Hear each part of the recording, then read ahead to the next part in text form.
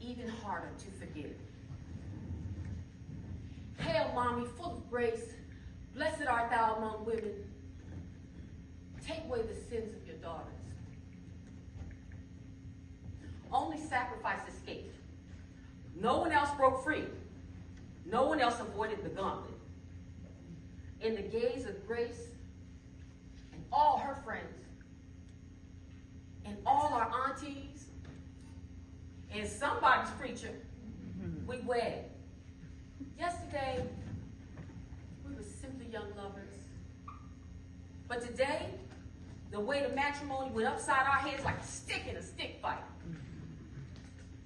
And those vows spoken reluctantly in front of all of those aunties would soon put foot in our asses as life strained our nerves and frayed the edges of our relationships.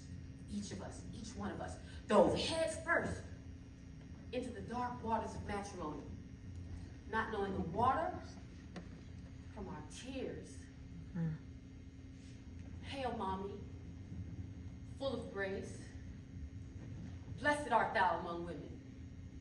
Take away the sins of, no. Take away the blues of girlhood lost to cover your embarrassment.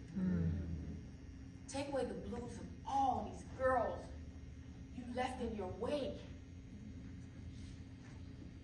Take away the blues of Faith, who was beaten blind by a man from Sierra Leone. Gained a green card, lost all of our respect, and abandoned her and 2 baby boys. He came rolling up with a car full of their stuff and said, I'll come back for them when I can afford them. Nigga never came back. Blues for Sacrifice, God rest her soul, who spent an entire life inside a body that was willing, but a mind that was not. Blues for Truth, as she looked on in horror when he sent her glass table careening over the balcony. Every shard reflected her traumas past and present. She was barely out of her teens when she had a shotgun wedding to a 23-year-old felon, forced to marry and move out because she failed to keep her dress down and her panties up. Blues for Mercy when he took her sons to Mexico and kept them there. Her soul cried out in fluent Spanish, but none of us could translate, that he loved his sons, his money, and himself. She leaned into her sadness. She swiped with her tears. Then she boldly crossed borders for her sons while learning to love herself. Blues for Freedom, who was only 19 when she moved from her mom's house into his. So in a moment of turmoil, Freedom ran barefoot into the dark. She ran straight for Grace, only to find out that her marriage in and of itself held more weight than her trauma, her ire, or her tears. Blues for Little Joy, who was only 16 when she gave birth to the first chapter of her life. Her genesis would be the beginning of living and running to and fro. And soon after her MommyCake wedding, she stared into the mean eyes of an addiction. And she still sucked her thumb. One day, while ruminating on the collective blues of my sisters and me, I ran across an old dusty picture stored under my bed. There was a pretty girl and a beautiful boy with his hand on top of hers as we cut the first slice of a wedding cake.